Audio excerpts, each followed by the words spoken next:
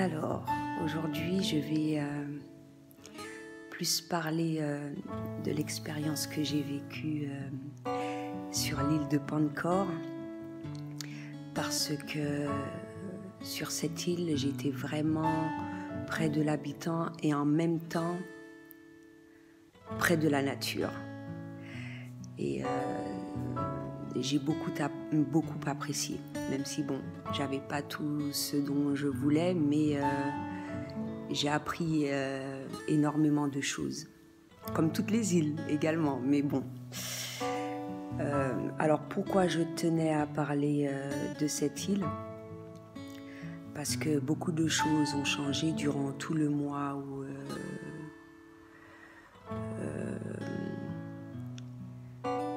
je suis restée là. J'ai pu voir beaucoup de comportements. Il y a beaucoup de personnes, parce que même si j'avais la possibilité d'être seule quand je le voulais et que ma tante était un petit peu en retrait, mais la personne qui m'a loué la tente, beaucoup de personnes venaient le voir régulièrement, du matin jusqu'au soir, et tout type de personnes. Et cette personne-là, je l'ai réellement appréciée. Il y en a d'autres, beaucoup également. Et même si il y a une barrière, mais il y a une manière de faire comprendre un certain nombre de choses, puisque lui, il me répétait souvent qu'il ne parlait pas très bien l'anglais. Moi, je n'excelle pas forcément non plus. Mais on arrivait à se faire comprendre. Et déjà, un exemple simple. Pour moi, une personne, parce que c'était son cas, qui aime beaucoup les animaux, elle a beaucoup de cœur. Il avait des poules, coqs, chats, chiens.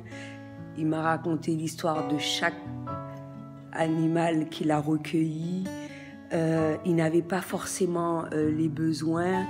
Il trouvait une manière, on l'aidait par rapport à ses amis qui apportaient de la nourriture pour ses animaux, etc. Toutes ces petites choses-là, être attentif à ça. Hormis cela,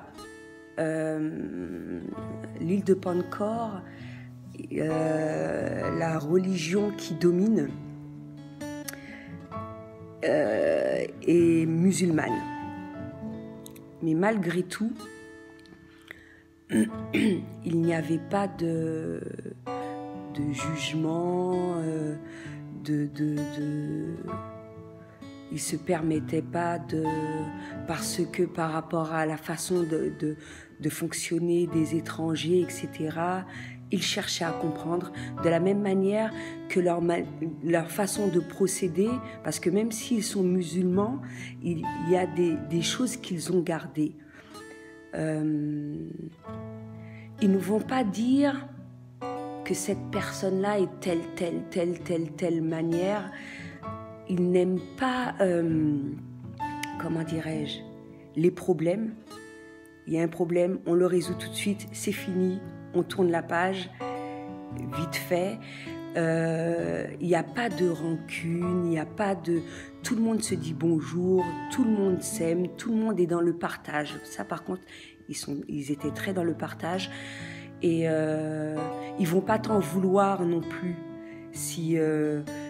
tu n'as pas la possibilité d'emmener quelque chose, parce que le matin, ça se passait comme ça, le propriétaire faisait du café pour tout le monde. S'il avait des choses à partager, que ce soit des biscuits, des beignets, n'importe quelle chose, il le faisait, il le partageait, et chaque personne qui venait, la majeure partie du temps, avait quelque chose, même si c'est quelque chose de plus minime. Il le faisait. Ils emmenaient quelque chose, sans pour autant dire que oui, tu n'emmènes qu'une orange ou tu n'emmènes... Non, tout le monde est dans le partage, tout le monde est dans la compréhension, etc. Et il y a des fois également que il y avait des personnes qui avaient des comportements qui n'étaient pas forcément les bons. À ce moment-là, il se levait et il vaquait à d'autres occupations, tout simplement. Sans pour autant dire que oui, telle personne est si ou son comportement est tel, tout simplement. Et puis c'est fini. Et juste par le comportement, la personne comprenait visiblement et tout rentrait dans l'ordre. Ou sinon, si c'était face à des personnes qui exagéraient, à ce moment-là, plus les anciens se rassemblaient, ils parlaient entre eux, ils se disaient non, il faut qu'on parle à cette personne-là parce que ce qu'elle fait n'est pas bien. Et ça, même s'ils parlaient mal, hein, c'est ce que je comprenais. Et ils se rassemblaient tous.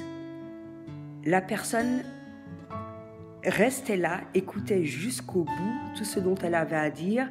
Quand elle trouvait qu'elle n'était pas d'accord, elle disait son point de vue, jusqu'à ce qu'elle comprenne réellement, et elle se taisait, et voilà.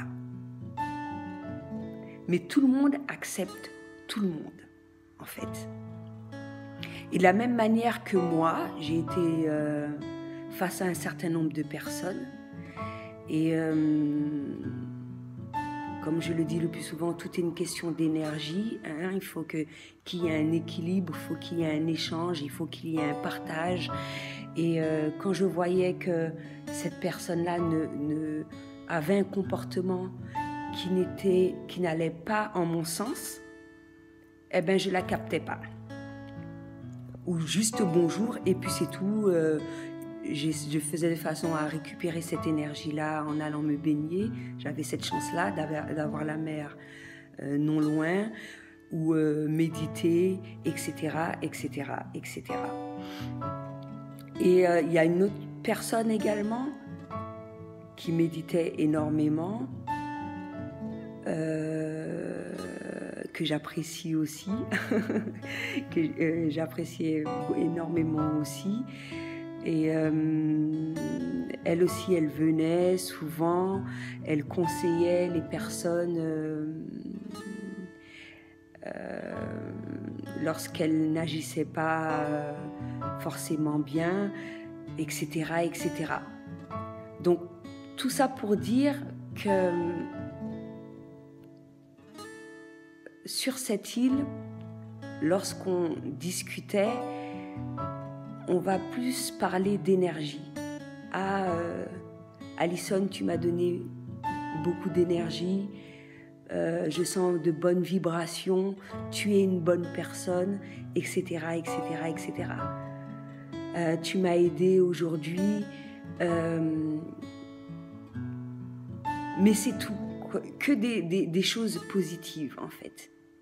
Quand il n'y a pas, où on ne fait pas attention, ou si c'est de manière exagérée, malgré le comportement, à ce moment-là, tout le monde se rassemble pour faire entendre raison à la personne, sans pour autant, voilà quoi. Tout est fait de manière naturelle. Ça me fait penser également qu'on m'a dit une fois que le matin très tôt, si tu as de bonnes vibrations, si tu as un bon esprit, etc., que tu as la possibilité d'entendre un esprit qui chante. Moi, j'accueillais tout. Ça m'intéressait, je posais des questions, effectivement, j'entendais, même à un certain moment, je me disais, on aurait dit que c'est un oiseau, et effectivement, que ce soit oiseau, que ce soit esprit, que ce soit ce que tu veux, tu entendais ce son uniquement le matin très tôt, près de la nature, nulle part ailleurs en fait. Et de la même manière que j'ai déjà parlé des massages, j'ai observé qu'on utilisait des feuilles en plus du massage, l'énergie en plus que tu donnes en effectuant le massage, et que lorsque tu posais les feuilles, tant que les feuilles étaient noires, c'est qu'il y avait de l'énergie négative dans le corps de la personne, et que effectivement, au bout de 3 jours, je voyais que la personne était mieux. Donc, c'est pour ça qu'il est important, avant d'avoir un jugement hâtif vis-à-vis d'un certain nombre de choses, d'observer, de voir également si effectivement c'est vrai, hein, tout accueillir en fait. Après, si pour toi, après tu peux l'interpréter à ta façon pour mieux l'accepter, ou sinon ça ne te correspond pas, ben libre à toi. Mais en tout cas, moi ça me correspondait vraiment, c'est-à-dire qu'ils étaient vraiment près de la nature, c'était très important pour eux. Les pierres aussi, c'était super important. Souvent on me demandait, Alison, c'est quoi le nom de cette pierre, quelle vertu qu'elle a, etc., etc. Tout ce qui est côté nature, c'est comme les coquillages. On m'a offert un beau coquillage, du corail.